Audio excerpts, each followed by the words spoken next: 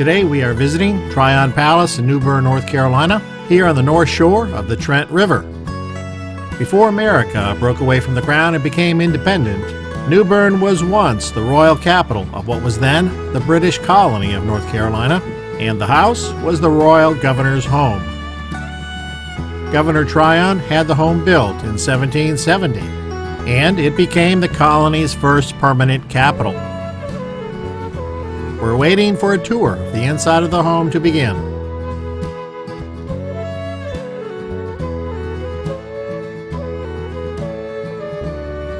That is the crest of England's King George III, which would be quite appropriate considering, when built, this was still a colony of England. If you haven't already figured it out, it is the Christmas season, and the home is dressed in period Christmas decorations. I do like the pineapples at the core of these decorations over the entrance, which have come to be known as a symbol of welcome.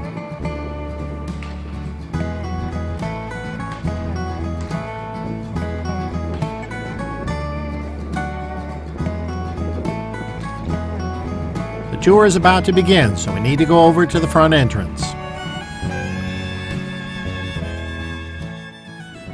The governor has chosen New Bern as the capital of North Carolina. Now, he's not the first royal governor.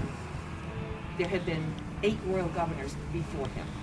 However, those people lived in their own homes, and they called whatever town they lived in the capital. This is the first official site, and it's an official site because the roads are awful.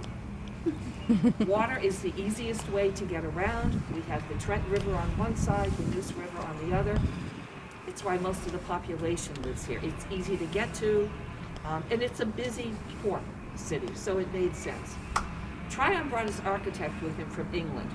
His goal was to build a really, really fabulous, impressive structure, which is kind of weird because we're really poor. But apparently he was successful. Visitors from up north, from New York and Philadelphia, the biggest cities, said it was the most beautiful building of its kind in all the colonies. So things are going pretty well in New Bern. We've got the governor, we've got this gorgeous building, we're the capital, and in 28 years, everything is gone. The colony doesn't exist anymore. We're now the state of North Carolina. We have a state governor and not a royal governor. The capital moved to Raleigh, and then 4 years after that move, in 1798, this building burned down. Honestly, folks, nobody cared. It hasn't been used for anything. It's not been taken care of. The people in the town, and we might feel the same way, the people in the town saw a chance to build more houses and put shops here. And eventually about 70 houses and shops were in where the palace used to be. Now, the stable office did not burn in that fire. It was converted eventually into an apartment building. It is our only original structure. So when you touch those bricks, your hand is where somebody who's been dead well over 200 years was. The kitchen office survived the fire, did not survive. The developers tore it down to build more houses. So what had once been a really important historic site was a neighborhood. It's a nice neighborhood, but it's just a neighborhood. Until the 1950s, after raising money for 30 years, a group of ladies were able to start reconstruction. And we opened as a museum in 1959.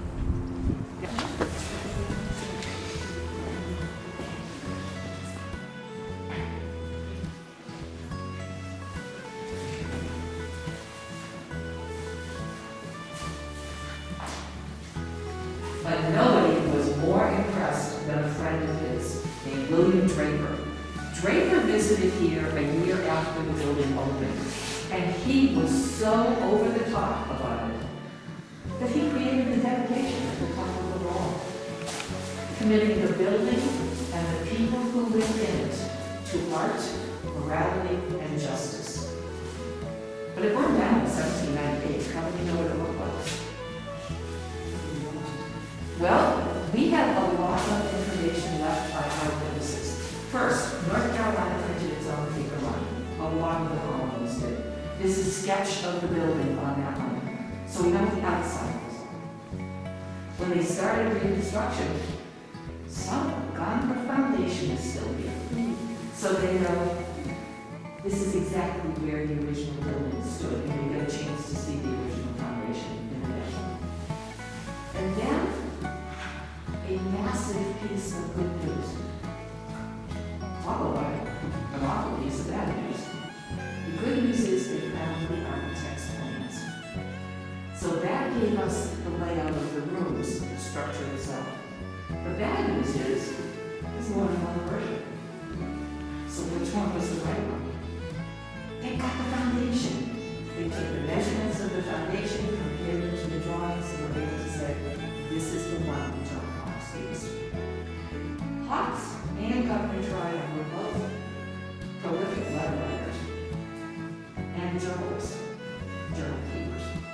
They wrote a lot about the construction and the interior beyond just the way the rooms were set up. They wrote about the niches in the wall. They said the ceilings are 50 feet high. And look where that window is set. That's how thick the walls are, according to their descriptions.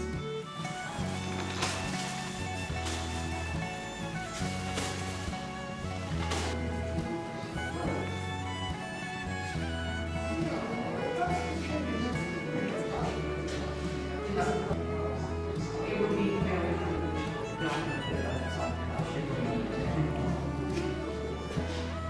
Well, Sahar is going to tell Beautiful rococo brackets carved gate. Who would use the grand staircase? The governor, his wife, and guests. Children and servants would use the lesser staircase. The only light in this area is actually the dome.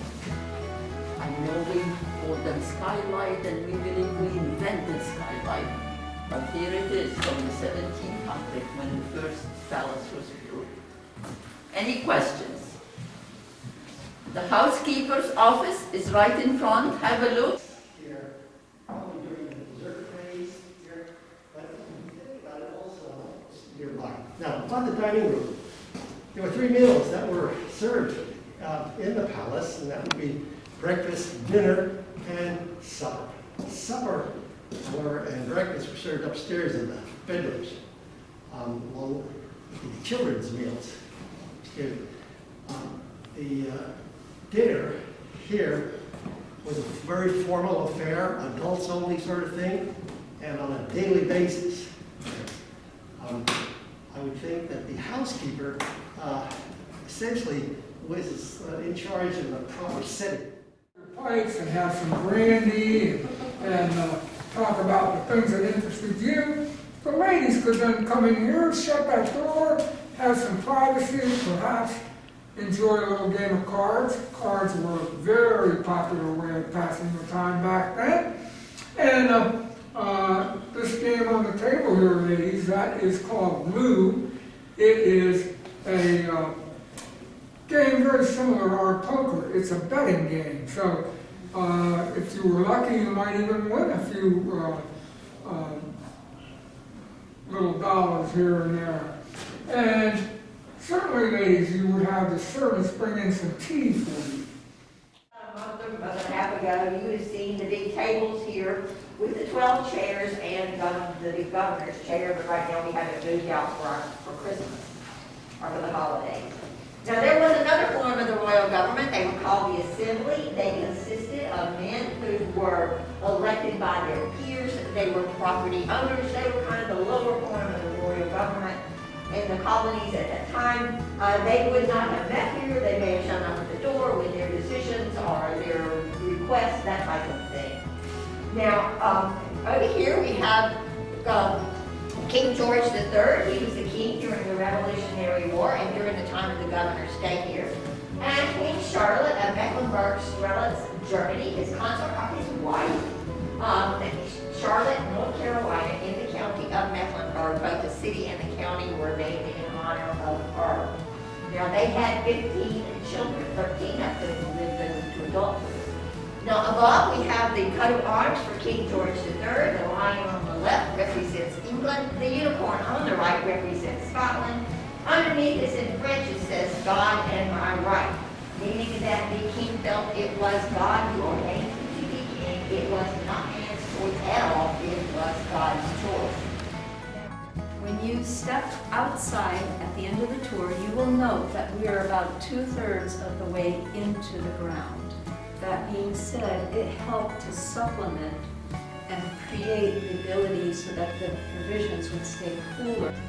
Governor Tryon built his own pier at the end of South Lawn behind me, and so the provisions would be dropped off at the pier, brought up through and through this doorway into this area. Many of the provisions had great value, so these cages were built for that.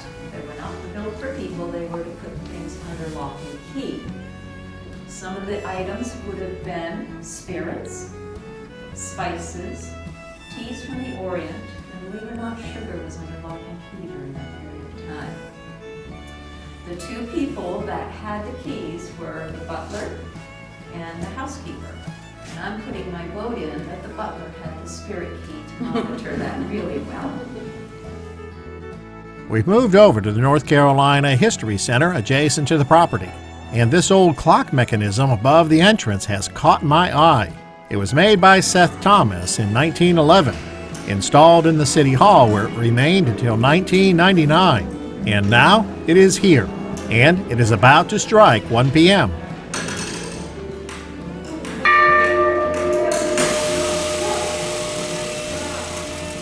Very nice. Too bad we weren't here an hour ago at 12 noon. I hope you enjoyed that visit to Tryon Palace, and that will wrap up this video. Remember, life is a journey. Enjoy the ride, and thanks for watching.